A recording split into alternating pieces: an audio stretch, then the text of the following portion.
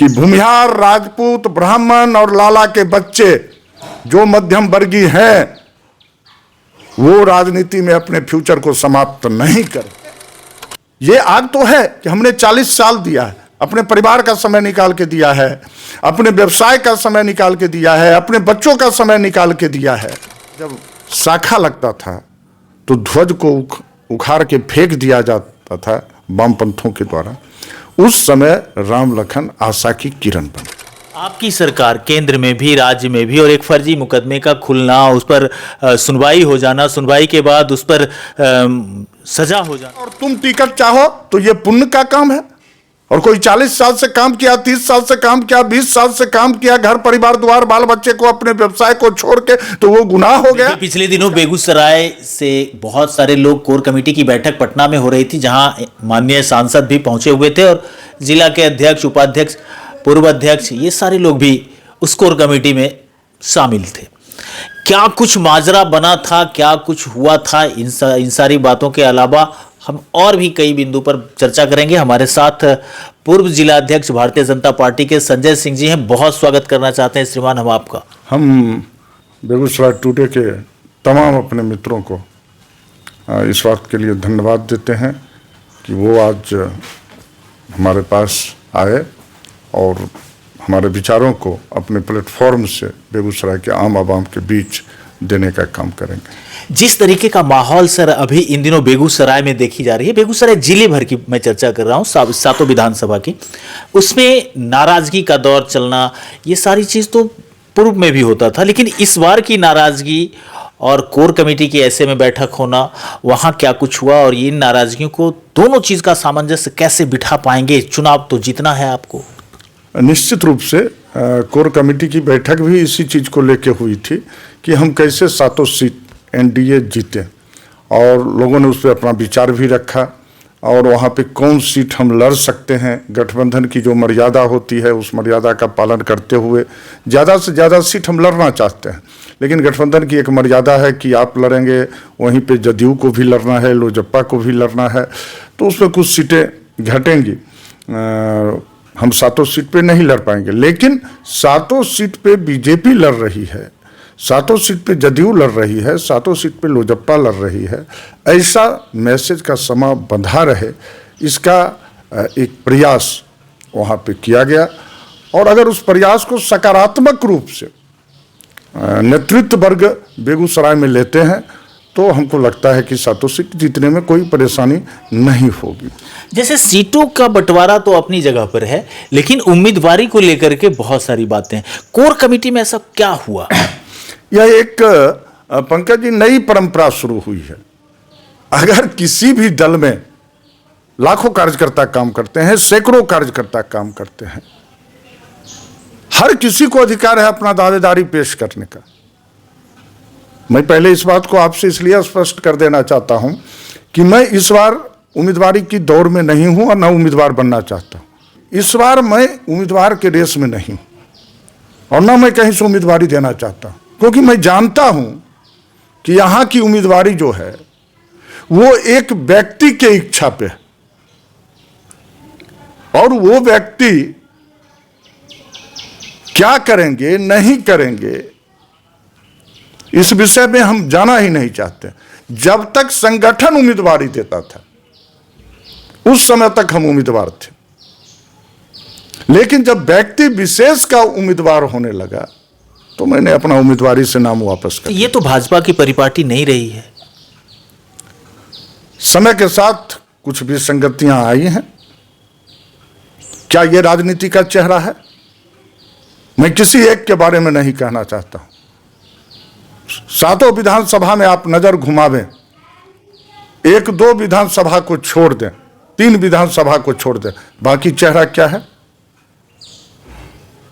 गाय दान करके आए हैं। समाज सेवा का कौन नमूना पेश किया? किसी मंदिर में 10,000 15,000 रुपया दे देना समाज सेवा है? साल में एक बार अपने मन में स्वार्थ के लोभ में बंध के कंबल बांट देना स्वार्थ समाज सेवा है? दूसरा, समाज सेवा का क्या बैकग्राउंड है? आप बताएं हमको कि हाँ उन्होंने ये समाज सेवा किया। आप एक लकीर खींच कर आप कहते हैं, हम मीडिया में देखते हैं तो हमको हंसी आती है, प्रसिद्ध समाज सेवी। अरे भाई कहां का समाज सेवी? 20 गरीब कन्या का शादी करवाया है क्या? किसी का इलाज अपने दम पे, किसी को कैंसर मरीज के, किसी के किडनी के डायलिसिस में या किडनी के प्रत्यारोपण में या 25-50 बच्चों के पढ़ाने लिखाने में क्या भूमिका है? कोई सकारात्मक काम तो होनी चाहिए। समाज सेवा की परिभाषा भी नई गढ़ी जा रही है, और जब समाज सेवा की परिभाषा नई गढ़ी जा रही है तो राजनीति की भी परिभाषा नई गढ़ी जा रही है। मैं बार बार कहता हूं पंकज कि भूमिहार, राजपूत, ब्राह्मण और लाला के बच्चे जो मध्यम वर्गीय हैं वो राजनीति में अपने फ्यूचर को समाप्त नहीं करें। मतलब उनका कुछ होना नहीं है, कुछ उनका नहीं होना है, केवल झंडा ठोएंगे, दरी बिछाएंगे। अगर ये काम करना है तो वो राजनीति करें, क्योंकि एमपी एमएलए नहीं हो सकते, सवाल ही नहीं उठता। आप बेगूसराय का चेहरा तो देखिए, कहीं से किसी प्रकार से। आप तो कोर कमेटी के मीटिंग में थे, तो आपने इन बातों को वहां पे रखा क्यों नहीं? एक लक्ष्मण रेखा के अंदर जो बातें रखी जानी चाहिए, हर चीजों की एक मर्यादा। जैसे अभी भी मैं बहुत बात आपसे लक्ष्मण रेखा के अंदर ही कह रहा हूं, क्योंकि मेरे मन में ये आग तो है कि हमने 40 साल दिया है, अपने परिवार का समय निकाल के दिया है, अपने व्यवसाय का समय निकाल के दिया है, अपने बच्चों का समय निकाल के दिया है, और उसके बाद एक कोई नया चिड़िया आवे और वो कहे कि उनको टिकट चाहिए इसीलिए वो विरोध करते हैं। कौन परिभाषा कर रहे हो भैया? 40 साल काम किया, उसको टिकट चाहिए, ये गुनाह हो गया। और तुम एन केन प्रकार समाज के ही इंफ्रास्ट्रक्चर को लूट के तुमने पैसा कमा लिया और तुम टिकट चाहो तो ये पुण्य का काम है। और कोई 40 साल से काम किया, 30 साल से काम किया, 20 साल से काम किया, घर परिवार द्वार बाल बच्चे को, अपने व्यवसाय को छोड़ के, तो वो गुनाह हो गया, उसका टिकट मांगना गुनाह हो गया। अच्छा सर, एक घटना घटी है पिछले दिनों बेगूसराय में। एक मुकदमे के सिलसिले में एमपी एमएलए कोर्ट के द्वारा राम लखन सिंह जी को सजा कर दी गई है। इन विषयों को लेकर के आप क्या समझ पाए, और जिस तरीके से सदर अस्पताल में अकेलापन की तस्वीर भी सामने आई थी, उन चीजों को लेकर के क्या कुछ कहेंगे? इसीलिए मैंने कहा पंकज जी कि राजनीति बहुत बदल चुकी है। राम लखन जी वो थे कि जिस समय कोई दिया जलाने वाला नहीं था, जनसंघ काल में लोग छिप के छुप के जला रहे थे। हमारा जब शाखा लगता था तो ध्वज को उखाड़ के फेंक दिया जाता था वामपंथों के द्वारा। उस समय राम लखन आशा की किरण बने, और आशा का किरण ही नहीं बने, बेगूसराय के कार्यकर्ताओं में संबलता प्रदान की।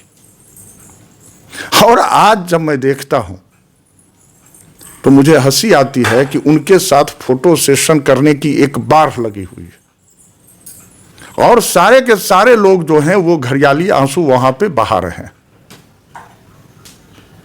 तो मुझे ये आश्चर्य लगता है कि आज जितना घरियाली आंसू बहा रहे हैं, तो ये एक बंद पड़ा केस, क्लोज केस, जिस केस में कुछ लेना देना नहीं था, 20 वर्षों से हमारी सरकार है, 2.5 साल उसमें हटा दीजिए, और 20 वर्षों से सरकार में क्या हम इस केस को क्लोज नहीं कर सकते थे? क्या इस झूठे केस को हम समाप्त नहीं कर सकते थे? कहां थे उस समय? और आज अचानक लगता है कि राम लखन जी के प्रति घरियाली आंसुओं का बाढ़ आ गया है। और वो बाढ़ नहीं है, उस फोटो सेशन में लोगों को लाइक ज्यादा मिल रहा है, दुर्भाग्य से या सौभाग्य से, क्योंकि मुझे राम लखन जी के साथ काम करने का मौका एक लंबे समय तक मिला है। और विधानसभा का जब बरौनी का था, वो तेघड़ा से लड़ते थे, हरिनारायण जी मंडल अध्यक्ष हुआ करते थे, तो उस समय हम और कृष्णमोहन पप्पू यहां से मोटरसाइकिल से प्रचार के लिए जाते थे और शाम को वहां से लौटते थे। मतलब आखिर बीजेपी इन विषयों को किस तरीके से ले पाई है? आपकी सरकार केंद्र में भी राज्य में भी, और एक फर्जी मुकदमे का खुलना, उस पर सुनवाई हो जाना, सुनवाई के बाद उस पर सजा हो जाना, और एक ऐसे व्यक्ति जिन्होंने भाजपा के लिए बहुत कुछ किया, भाजपा को एक नई पहचान, और उस पहचान की मलाई आज आप लोग सब देख रहे हैं। तो भाजपा भी तो उनके लिए कर रही है ना, उनके साथ फोटो खिंचा के आज भी अपना मार्केटिंग कर रही है। मैंने कहा ना कि राजनीति अब दिशा बदली है। ये लोग ऐसा लग रहा है कि राम लखन जी से मिलकर उन पे एहसान कर रहे हैं, उनके साथ फोटो सेशन करके सोशल मीडिया पे डाल रहे हैं। तो भाजपा के लोग भी बहुत कुछ कर रहे हैं। मेरा पंकज जी स्पष्ट कहना है कि भाजपा पहले परिवार था और अब भाजपा दल बन गई। ये कहने में कोई अतिशयोक्ति नहीं है कि आज भाजपा एक दल है। जिस परिवार के साथ हम जुड़े थे वो परिवार के रिश्ते कहीं तार तार होते दिखाई दे रहे हैं। इसीलिए तो सारे के सारे पुराने कार्यकर्ता जिनको देखते ही कोई कहेगा ये भाजपा का है, चाहे वो आपका अविनाश जी हो बंदवार का, रजौरा का आपको वीरेंद्र बाबा हो, चाहे वो रजौरा का डॉक्टर उमाकांत जी हो, चाहे वो मोहनपुर के जगन्नाथ जी हो, खम्हार के दीपक जी हो, अझौर के अरुण जी हो, जिनका नाम आप लीजिए, चाहे सुजा भर्रा में आप चले जाइए, वहाँ पे जो हमारी नई पौड मंटून मिश्रा वगैरह वगैरह जितने भी लोग हैं सारे, यहीं पे आप चले जाएं बिशनपुर में मदन साहब जैसे लोग, जितने बीजेपी के पुराने लोग हैं कटे छटे सा, वो ऐसा है कि एक आप कह सकते हैं दर्शक की भूमिका में आ गए। आज क्या कारण है? मैं तो 5.5 साल से बीजेपी की राजनीति से बिल्कुल यहाँ पे अलग हूँ, लेकिन आज मैं अगर कहीं जा रहा हूं और कार्यकर्ताओं को जोड़ने की बात कर रहा हूं तो उसी पंचायत में सैकड़ों लोग कैसे आ रहे हैं? कहीं ना कहीं वो गैप है और पुराने कार्यकर्ताओं को लगता है कि हमारी पीड़ा सुनने के लिए कोई तो आया है। इसीलिए मैंने कहा कि मैं कहीं से कैंडिडेट की बात नहीं कर रहा हूं, मैं प्रत्याशी की, क्योंकि इस बार मैं हूं ही नहीं। लेकिन मुझे लगा कि जो पुराने कार्यकर्ताओं के अंदर पीड़ा है, ये पीड़ा बाहर निकलनी चाहिए। अगर ये पीड़ा बाहर नहीं निकलेगी तो ये विस्फोट करेगा, जो कि भाजपा के लिए और एनडीए के लिए आने वाले चुनाव में बहुत ही खतरनाक होगा। चलिए, बहुत बहुत धन्यवाद। तो ये थे हमारे साथ पूर्व जिला अध्यक्ष भारतीय जनता पार्टी के संजय सिंह, जिन्होंने बड़े स्पष्ट तौर पे सारी बातों को रखा है। आपको क्या कुछ लगा कमेंट बॉक्स में जरूर बताइएगा। दावे 7 सीट जीतने का एनडीए का और जो परिस्थितियां हैं वो भी आपने सुना है। बने रहिएगा हमारे साथ, लगातार हम दिखाते रहेंगे तमाम खबरें। तब तक के लिए नमस्कार।